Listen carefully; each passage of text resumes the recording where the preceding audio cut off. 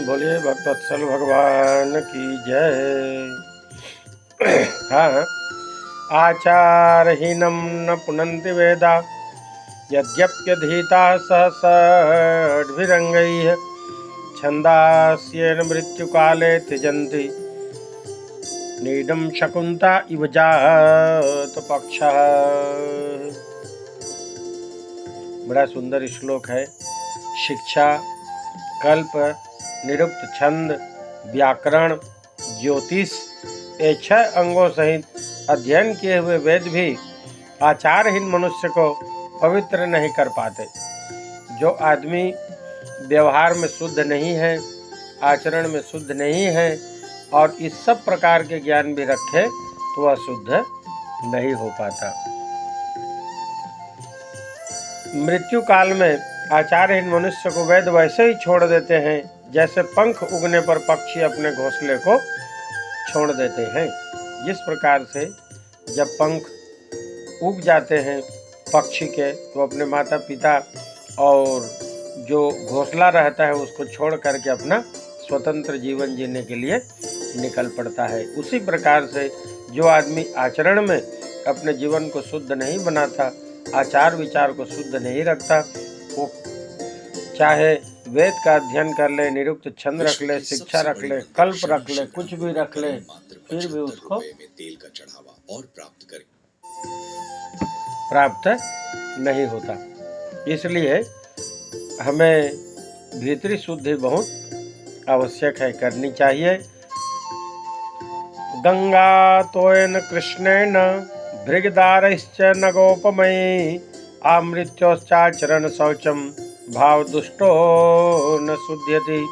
व्याघ्रपाद जी कहते हैं, यदि कोई पहाड़ जितनी मिट्टी और गंगा के समस्त जल से कोई जीवन में बाह्य शुद्धि करता रहे किंतु उसके पास आंतरिक शुद्धि न हो तो वह शुद्ध नहीं हो सकता। अतः भीतरी आभ्यंतर शौच अति आवश्यक है। मानस में तुलसीदास जी देखे कितने सुंदर उदाहरण दिए हैं इसी को।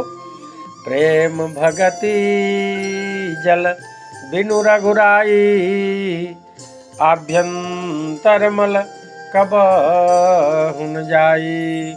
एक सुंदर उदाहरण देखिए, जैसे एक शीशी है, ये शीशी के ढक्कन खोल ले और खोल करके इसके भीतर नाली का या गंदा पेशाब का पानी डाल दें और ढक्कन बंद कर दें। ऐसे बंद करने के बाद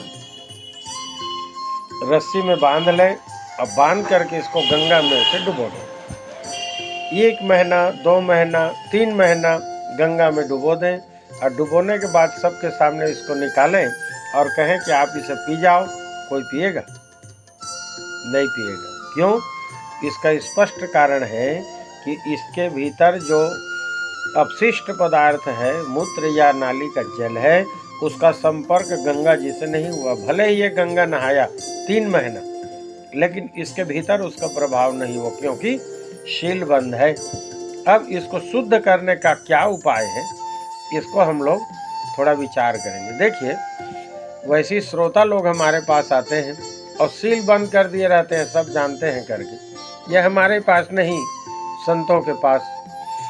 तो वहाँ जाकर मैं सब जानता हूँ यह सोचते हैं और सील बंद करके कथा में बैठे रहते हैं और पवित्र नहीं हो पाते। तो उस प्रकार से जीवन भर कथा सुनेंगे तो पवित्र नहीं होंगे। उनको करना क्या है, जैसे इस शीशी के ढक्कन को निकालें और इसको गंगा जी में डाल दें। फिर देखिए क्या होता है, यह मूत्र अपशिष्ट पदार्थ गंगा में मिल करके शुद्ध हो जाता है। उसी प्रकार से आप लोग भी कथा सुनने आओ तो अपने सील को, ढक्कन को खोल करके हमारे सामने आओ और गंगा की तरह आप पवित्र हो जाओगे। लेकिन आप अपना सील, ढक्कन बंद नहीं करते, खोल नहीं पाते, बंद करके आते हैं। इससे ज़्यादा मेरे को जानकारी है, मैं जानता हूँ। अब बहुत तो ऐसे अभागे हैं जो अन्य कथाओं को सुनते हैं, इसलिए उनका जो माया जाल है, मोह है, उसमें ग्रसित रह करके वो सब शिक्षा को प्राप्त नहीं कर पाते, शुद्ध नहीं हो पाते। बोलिए भक्तवत्सल भगवान की जय।